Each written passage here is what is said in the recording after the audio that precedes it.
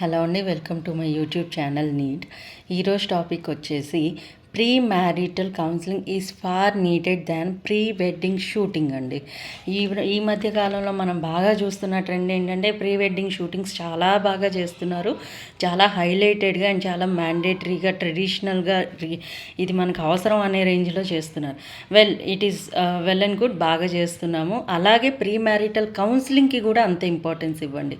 Pre marital counselling అంటే ఏంటండి, దీనిలో అసలు ఏమేమి కవర్ చేస్తారు అంటే, ప్రీ మ్యారిటల్ కౌన్సిలింగ్లో వచ్చేసరికి మీకు నెక్స్ట్ మ్యారిటల్ లైఫ్లో ఫేస్ అయ్యే ఇష్యూస్ ఏంటి, మీరు వర్క్ లైఫ్ ఎలా బ్యాలెన్స్ చేస్తారు, కపుల్స్ ఎంప్లాయీస్ అయితే ఎలాగ వర్క్ లైఫ్ బ్యాలెన్స్ చేసుకొని ఇల్లు రెస్పాన్సిబిలిటీస్ బ్యాలెన్స్ చేస్తారు, లేదు వైఫ్ హోమ్ మేకర్ అయితే ఎలాంటి డ్యూటీస్ ఆవిడ చేస్తారు, బయట మీరు ఎలాంటి డ్యూటీస్ చేస్తారు, రిలేటివ్స్ని మీరు ఎలాగ మేనేజ్ చేసుకుంటారు, మీ ఇన్లాస్ రిలేటివ్స్ని ఎలా హ్యాండిల్ చేసుకుంటారు, అలాగే మీరు కిడ్స్ని కనుక ప్లాన్ చేసుకుంటున్నట్లయితే కనుక కిడ్స్కి మీరు ఎలాంటి ప్రయారిటీస్ ఇవ్వాలి, ఎంత టైం మీరు స్పెండ్ చేయాలి, ప్రెగ్నెన్సీ దగ్గర నుంచి డెలివరీ దగ్గర నుంచి తర్వాత 2 to 3 years మినిమం 5 years టోటల్గా మీరు ఒక కిడ్కి డెడికేట్ చేయవలసిన టైం ఉంటుంది. సో ఇలాంటి ఇష్యూస్ అన్నీ కూడా మీరు ఎలా ప్లాన్ చేసుకుంటారు, ఎలా ఆర్గనైజ్ చేసుకుంటారు, దీనిలో మీరు ఫేస్ చేసే ఇష్యూస్ ఏంటి, ఇన్ కేస్ మీరు ఇవి సరిగ్గా హ్యాండిల్ చేసుకోలేకపోతుంటే మీకు హెల్ప్ అయ్యే ఆస్పెక్ట్స్ ఏంటి, ఇవన్నీ కూడా కౌన్సిలింగ్లో మీకు చెప్తారండి. అండ్ ప్రీ మ్యారిటల్ కౌన్సిలింగ్ అవ్వండి, ప్రీ పేరెంటల్ కౌన్సిలింగ్స్ అవ్వండి, ఇవన్నీ ఈ రోజుల్లో చాలా ఎక్కువ అవైలబిలిటీలో ఉన్నాయి. అండ్ నా ఫస్ట్ అండ్ మోస్ట్ ప్రయారిటీ ఏంటి అంటే ప్రీ డైవర్స్ కౌన్సిలింగ్.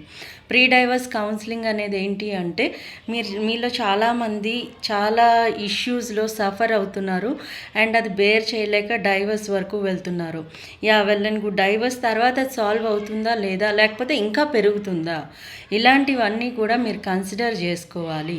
ఇలాంటివి కన్సిడర్ చేసుకొని డైవర్స్కి వెళ్తే బెటర్ ఆప్షనా, డైవర్స్కి వెళ్ళకుండానే మనం మేనేజ్ చేసుకోవచ్చా, లేదు డైవర్స్ కాకుండా ఇంకేమైనా ఆల్టర్నేటివ్స్ ఉన్నాయా, మొత్తం మీద విషయం ఏమిటి అంటే చేసుకున్న పెళ్ళి నిలబడాలి. ఎప్పుడూ కూడా పచ్చగా జంట ఉండాలి. దానివల్ల మన కుటుంబం బాగుపడుతుందండి. మన కుటుంబంతో పాటు మన పిల్లల జనరేషన్స్ని కూడా మనం బ్లూమ్ చేస్తాం. ఎప్పుడైతే ఇంట్లో గొడవ పడుతున్నామో, ఎప్పుడైతే డైవర్సుల వరకు వెళ్తున్నామో, ఎప్పుడైతే సింగిల్ పేరెంట్కి వెళ్తున్నామో తెలియకుండానే ఈ ఇంపాక్ట్ అంతా మనం నెక్స్ట్ జనరేషన్ మీద రుద్దేస్తున్నాం. పిల్లలు అల్టిమేట్గా సఫర్ అవుతున్నారు. అండ్ ఈ విషయంలో ఇవాళ ఇంకొక కొత్తగా కాదండి, ఇది మనం ఆలోచించిన విషయం ఏంటి అంటే, parents in the sense in laws, అమ్మ తరఫు అవ్వనివ్వండి, లేకపోతే అబ్బాయి తరఫు అవ్వనివ్వండి, అమ్మాయి తరఫు అవ్వనివ్వండి, అత్తమామలు ఎవరైనా సరే కొంచెం ఇనిషియేటివ్ తీసుకోండి. ఒక మాట మీ కోడలు కోపంలో అందనుకోండి, ఆవిడ ఆవేశంలో ఉంది, ఆవిడకి అనుభవం లేదు, కొత్తగా పెళ్లి చేసుకొని వచ్చింది, ఆవిడకేం రిలేషన్షిప్ మేనేజ్మెంట్లో ఎక్స్పీరియన్స్ లేదు, గబాలను ఒక మాట అన్నది మా కోడలే కదా అని కొంచెం ఓర్పుగా ఆమెకు ఎక్స్ప్లెయిన్ చేసే ప్రయత్నం ఇన్లాస్ చేయండి. అలాగే అల్లుడు యారగెంట్గా ఉన్నాడు, అల్లుడే కదా కొంచెం బెట్టు చేస్తున్నాడు, మా అమ్మాయిని తీరుగానే చూసుకుంటున్నాడు కదా, మా మనోరాల్ని బాగానే చూసుకుంటున్నాడు కదా అని కొంచెం ఓర్పుగా చూసుకోండి. అంతేగాని నీకేం తక్కువ, వచ్చేసే డైవర్స్ ఇద్దాం, అసలు వాళ్ళతో నువ్వెందుకు ఇమడాలి, వాళ్ళతో నువ్వెందుకు ఇబ్బంది పడాలి, ఇలాంటివన్నీ చెప్పకుండా కొంతవరకు ప్రయత్నం చేయండి. నిజంగా క్రూయల్టీ ఉన్న ఏజెంట్ని కూడా ఆ కష్టాన్ని, ఆ నరకాన్ని అనుభవించమని మాత్రం నేను సజెస్ట్ చేయను. కానీ అది నిజంగా అంత కష్టంగా, అంత ఇబ్బందిగా ఉందా లేదా, అది మీరు అనుకుంటున్నంత కష్టమా కాదా అన్నది మాత్రం ఒక్కసారి కౌన్సిలింగ్కి వెళ్ళి చూడండి. And this is a request because next జనరేషన్స్ని అంతా మనం ఇంపాక్ట్ చేస్తున్నాము. నోయింగ్లీ అన్నోయింగ్లీ ఇన్లాస్ ఏమో మా కోడలు ఏదో ఒకటి అంటది, లేకపోతే మా అల్లుడు ఏదో ఒకటి అంటాడు అని చెప్పి ఇన్లాస్ ఎవరైతే రెస్పాన్సిబిలిటీ తీసుకోవాలో వాళ్ళు సైలెంట్గా ఉంటున్నారు. ఎలా చెప్పాలో, ఎలాగ వాళ్ళకి కన్వే చేయాలో తెలియక సఫర్ అవుతున్న పిల్లలు సైలెంట్గా ఉంటున్నారు. అటు పిల్లల్ని హ్యాండిల్ చేయలేక, ఇటు ఇన్లాస్ని హ్యాండిల్ చేయలేక కపుల్స్ ఎక్స్ట్రీమ్గా వెళ్తున్నారు. సో దీనివల్ల మొత్తం ఫ్యామిలీ సిస్టమ్ అనేది దెబ్బతింటుందండి. ఒక ఫ్యామిలీలో అందరూ పడాలి, అందరూ తగ్గాలి, అందరూ ఓర్చుకోవాలి. మనమేం బయట వాళ్ళ దగ్గర కాదు కదా పెత్తనం చేస్తుందో, డామినేట్ చేస్తుందో, లేకపోతే వీళ్ళతో మనకేంట్లే అని అనుకుంటుందో, మన వాళ్ళ దగ్గరే కదా. మన వాళ్ళ దగ్గర ఉన్నప్పుడు ఒక మాట తగ్గితే ఉందండి, మన అత్తగారి దగ్గర మనం తగ్గితే ఉంది, అత్తగారు కోడల దగ్గర తగ్గితే ఉంది. ఎండ్ ఆఫ్ ద డే ఇద్దరు కలిపి నెక్స్ట్ జనరేషన్ కిడ్స్ని బాగు చేస్తున్నారనుకోండి, అది కదా ఫ్రూట్ఫుల్ లైఫ్. ఇవన్నీ వదిలేసి మా కాళ్ళు ఏదో ఒకటి అంటుంది, మా కాళ్ళు 498 కేసు పెడుతుంది, లేకపోతే మా కాళ్ళు వెళ్తే కాదండి. ఇప్పుడు ఒక చీర పెట్టారు, ఆ పెట్టిన చీర నచ్చలేదని అలుగుతారు, లేకపోతే అత్తగారు పిలిచి భోజనం పెట్టిన భోజనం నచ్చలేదని అలుగుతారు. ఇలాంటి చిన్న చిన్న విషయాలకు మీరు అలుగుతూ పోతుంటే రేపు మీ పిల్లలు ఇవే కదా నేర్చుకుంటారు. వాళ్ళకి ఎవరినైనా తొంచేయడమే అలవాటు అవుతుంది, ఎవరిని కలుపుకోవడం అలవాటు అవ్వడం లేదు. మీరు తెలుసో తెలియకో నెక్స్ట్ జనరేషన్ మీద ఇంపాక్ట్ క్రియేట్ చేస్తున్నారు. సో కౌన్సిలింగ్ అనేది తీసుకోండి, whether it is pre marital counselling, pre parental counselling, pre divorce counselling. ముందు కౌన్సిలింగ్ అనేది అటెండ్ అవ్వండి. అది మీరు వాలంటీర్గా తీసుకొని అటెండ్ అవ్వండి. ఏదో ఫార్మాలిటీ కోర్టు వెళ్ళడం ముందు కౌన్సిలింగ్కి అక్కడ నేను నో చెప్పేస్తే అయిపోతుంది, ఇలా కాదు. మీరు ఇనిషియేటివ్ తీసుకోండి. మన పిల్లల కోసం మనం ఒక అడుగు తగ్గితే ఏమైంది? ఇది అన్నాళ్ళు కాదండి, పిల్లలకు 10 ఏళ్ళు వచ్చే వరకు కనుక మీరు ఓర్పుగా ఉంటే పిల్లలు బెటర్గా డీల్ చేస్తారు ఇలాంటి ఇష్యూస్ని. వాళ్ళ అమ్మ తప్పు అయితే అమ్మ నువ్వు ఇలా అంటున్నావు ఇబ్బంది అవుతుందని చెప్తారు, నాన్న తప్పు అయితే నాన్న నువ్వు ఇలా అంటున్నావు ఇబ్బంది అవుతుంది అని చెప్తారు. They can handle and they can help you out in doing this.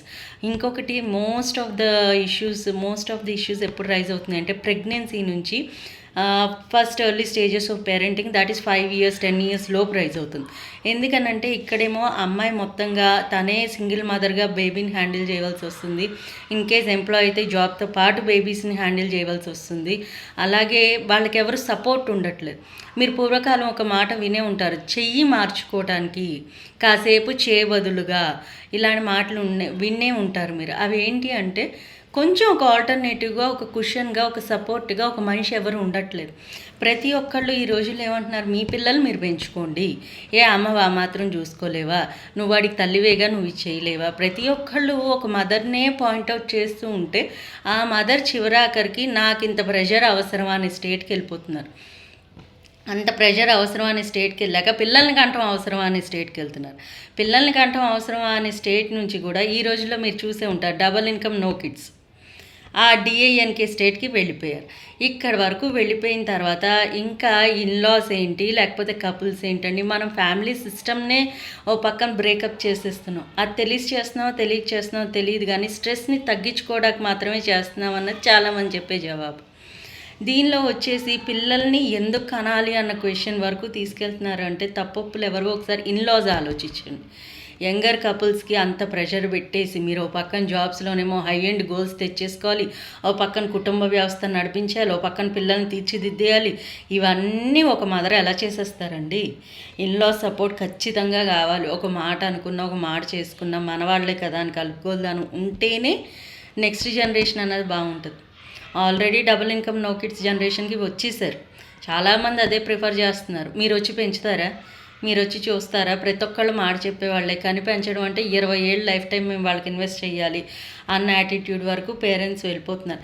ఇది కపుల్స్ తప్పు కాదు. మీరు పూర్వకాలంలో చూడండి 60s 70s అప్పుడు ఎందుకు మా అమ్మగారు కానీ మా అమ్మమ్మ గారు కానీ, నేను ఈరోజు మీరు చిన్నప్పుడు ఎక్కడ పెరిగారు, ఎవరితో ఆడుకునేవాళ్ళు అంటే మా నాన్నమ్మ మమ్మల్ని తీసుకెళ్ళి ఆడిచ్చేసేది, మా తాతయ్య దగ్గర మేము అన్నం తిని తిరిగేవాళ్ళం, ఇలాగా మా మదర్ చెప్పేవాళ్ళు, ఇలాగ మా అమ్మమ్మ గారు కూడా చెప్పేవాళ్ళు. గ్రాండ్ పేరెంట్స్ ఎప్పుడు పిల్లలు కూడా ఉండి పిల్లల్ని చూసుకుంటూ ఉంటే కపుల్స్ కొంతవరకు గ్రో అవ్వడానికి ప్రయత్నిస్తారు. వాళ్ళ రెస్పాన్సిబిలిటీస్ వాళ్ళు చూసుకుంటారండి. కానీ వాళ్ళకి హెల్పింగ్ హ్యాండ్ అనేది అవసరం. ఆ హెల్పింగ్ హ్యాండ్ ఇన్లాసే ఇవ్వాలి. ఒక మాట అనుకున్నా, ఒక మాట చేసుకున్నా కలవాలి అన్న యాటిట్యూడ్తో ఇన్లాసే ఇనిషియేటివ్ తీసుకోవాలి.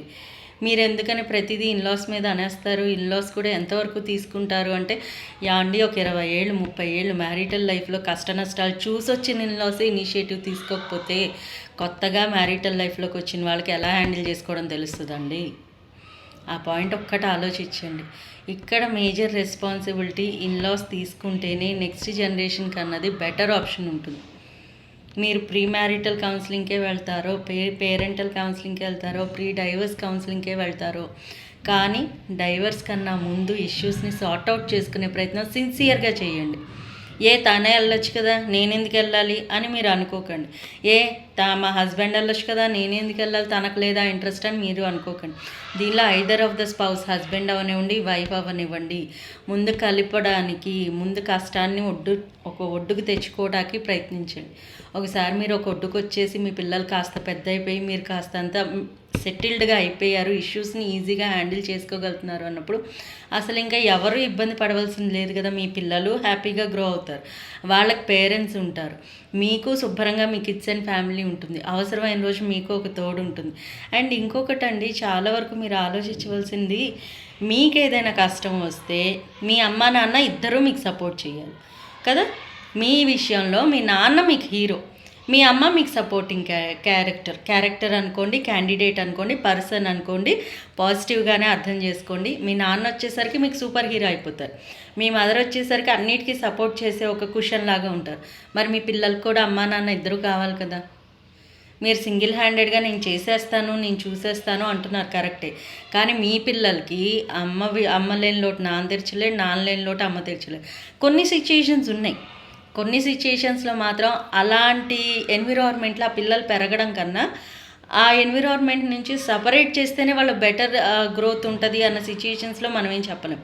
కానీ మోస్ట్ ఆఫ్ ద కేసెస్లో ఈగోకి వెళ్ళి నాకు ఇంకా ఎందుకు ఈ రిలేషన్షిప్ అవసరం అనుకొని, లేకపోతే ఎందుకు స్పేర్ చేయాలి అనుకొని ఒక యారగెన్స్తో వెళ్తున్నారు చూడండి. వాళ్ళందరూ మాత్రం ఒక్క థాట్ ఇవ్వండి, మీకు మీ అమ్మా నాన్న ఎంత అవసరంగా ఎంత కుషన్గా నిలబడ్డారో ఒక స్ట్రగుల్ వచ్చినప్పుడు మీ పిల్లలు కూడా అమ్మా నాన్న అంతే అవసరం. సో మీ పిల్లల గురించి ఆలోచించి ఒక థాట్ కౌన్సిలింగ్కి ఇవ్వండి. నేను ప్రీ మ్యారిటల్ కౌన్సిలింగ్ అని ఎందుకు చెప్తున్నానంటే అండి, ఫస్ట్ నుంచి మనం కాషియస్గా ఉంటాం. ఓకే, మనం పెళ్లి చేసుకుంటున్నాం, రేపొద్దు నుంచి క్యారేజ్ పెట్టాలి, రేపొద్దు నుంచి బ్రేక్ఫాస్ట్ పెట్టాలి, లేదు రేపొద్దు నుంచి ఇల్లంతా నేనే తొడవాలి, లేదు మేడ్ హైయర్ చేసుకోవాలి. ఇలాంటి కాషియస్ థాట్స్ అన్నీ ఒకళ్ళు తీసుకుంటే ఇన్వెస్ట్మెంట్స్ ఎలా చేస్తాము, లేకపోతే జాబ్స్ని ఎలా హ్యాండిల్ చేస్తాము, లేకపోతే ఒకవేళ స్పౌస్ సిక్ అయితే మనం ఎలా హ్యాండిల్ చేసుకుంటాము, లేదు రేపొద్దున పేరెంట్స్ అవ్వాలి అంటే ఏమేమి ఆస్పెక్ట్స్లో మనం స్ట్రాంగ్గా ఉండాలి, లేకపోతే ఏమేమి ఆస్పెక్ట్స్ మనం కన్సిడర్ చేసుకోవాలి, ఇవన్నీ కూడా మీకు హెల్ప్ అవుతాయండి. సగం వరకు గొడవలు వస్తున్నాయి కదా, ఆ గొడవలు రాకుండా ముందే అర్థం చేసుకోవడానికి హెల్ప్ అవుతాయి. సో ఒక్కసారి ఈ థాట్ ఇవ్వండి. అండ్ ఇంకొకటి నేను ఎప్పుడు చెప్తాను, మీకు ఏదైనా కష్టం వచ్చి అది మనిషి తీర్చలేని కష్టం అయినప్పుడు భగవంతుడికి అప్పచెప్పండి ఆ మాట అనేసి. ఒక చిన్న థాట్ మీరు చేయవలసింది ఏంటి అంటే, all parents who are having kids రోజుకి ఒక్కసారి వాళ్ళు స్నానం చేయగానే వెళ్ళి దేవుడికి please god be with me అని నేర్పించండి మీరు. అంటే ఏంటి అంటే, మనం చెప్తూ ఉంటాం అన్యదా శరణం నాస్తి త్వమేవ శరణం మమ, నాకెవ్వరూ దిక్కులేరు భగవంతుడా, నీవే నాకు దిక్కుగా రా అని చెప్పి నాకు అర్థమైనంతలో అండి. సో ఇంత పెద్దవి వాళ్ళకి నేర్పించి వాళ్ళకి నోరు తిరక్క వాళ్ళు ఇబ్బంది పడే కన్నా ప్లీజ్ గాడ్ నాకు తోడురా అని చెప్పి నేర్పించండి. Simple prayer. వాళ్ళు ఎప్పుడైతే గాడ్ నాకు తోడు ఉంటాడు అనుకుంటారో they will be in a protective positive environment. ఇది ఎంతో టైం పట్టదు, 1 నిమిషం స్నానం చేసిన తర్వాత దేవుడికి వెళ్ళి దండం పెట్టుకొని నాతో ఉండు దేవుడా అని అడిగితే. సో పిల్లలకి ఎప్పుడైతే మనం చిన్నప్పటి నుంచి ఇది నేర్పిస్తామండి, వాళ్ళకి ప్రతిదీ కూడా దేవుడికి చెప్పుకోవాలి అన్నది అర్థమవుతుంది. దేవుడికి చెప్తే వచ్చేది ఏంటి అంటే, మన చుట్టూ ఉన్న పాజిటివ్ ఎన్విరాన్మెంట్ క్రియేట్ అవుతుంది. When our will is strong the solution will be there. వాళ్ళు సొల్యూషన్ వైపే ఆలోచిస్తారు. సో అందుకని ఈ థాట్ ఇవాటి నుంచి మీ పిల్లల్లో ఇంప్లిమెంట్ చేసే ప్రయత్నం చేయండి. And more over think of counselling than divorce. Okay, thank you.